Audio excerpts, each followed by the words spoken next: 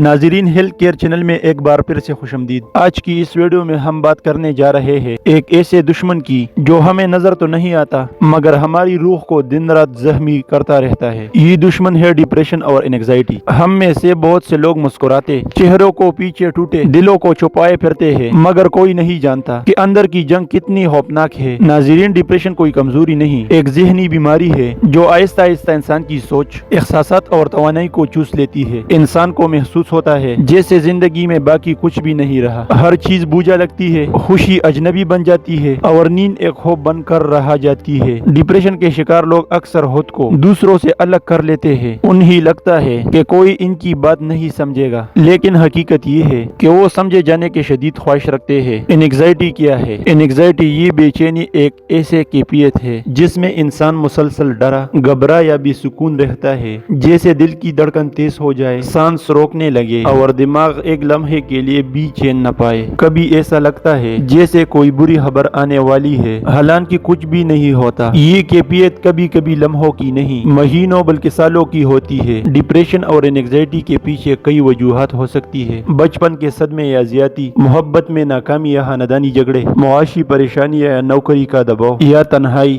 Harmony تبدیلیاں، خاص طور پر خواتین میں زیادہ سوشل میڈیا کا استعمال، جہاں ہر کوئی خوش نظر آتا ہے مگر حقیقت بالکل مختلف ہوتی ہے۔ ایک سروے کے مطابق دنیا میں ہر 8 میں سے ایک شخص ڈپریشن یا اینگزائٹی کا شکار ہے، اور افسوس کی بات یہ ہے کہ زیادہ تر لوگ علاج نہیں کرواتے۔ ہر وقت اداسی یا بوجھا محسوس ہونا، نیند نہ آنا یا بہت زیادہ سونا، بھوک کا ختم ہونا، کسی کام میں دلچسپی نہ رہنا، خود کو ناکام محسوس ہونا، بار بار موت یا خودکشی کے خیالات آنا، یہ نشانیاں معمولی نہیں ہے۔ یہ دل اور دماغ کی چیخ ہے جو کہہ رہی ہے کہ مجھے مدد چاہیے۔ ڈپریشن اور اینگزائٹی کا مکمل علاج ممکن ہے، اور یہ زندگی ختم نہیں بلکہ نیا آغاز ہو سکتا ہے۔ نمبر 1، اپنے تکالیف چھپائے نہیں۔ کسی قریب دوست یا گھر والے یا ماہر نفسیات سے بات کرے۔ بات کرنے سے دل کا بوجھ آدھا ہو جاتا ہے۔ نمبر 2، روزانہ ہلکی واک، سورج کی روشنی یا کسی باغ میں بیٹھنا دماغ میں خوشی کی ہارمون بڑھاتا ہے، اور یہ قدرت کا بہترین علاج ہے۔ نمبر 3، نیند اور خوراک۔ رات کا وقت نیند کے لیے ہے، موبائل کے لیے نہیں۔ پوری نیند لے اور صحت مند غذا کھائے، جیسے کہ بادام، اخروٹ، کیلا، دہی اور ہری سبزیاں، یہ دماغ کو سکون دیتے ہیں۔ نمبر 4، سانس لینے میں مشقیں۔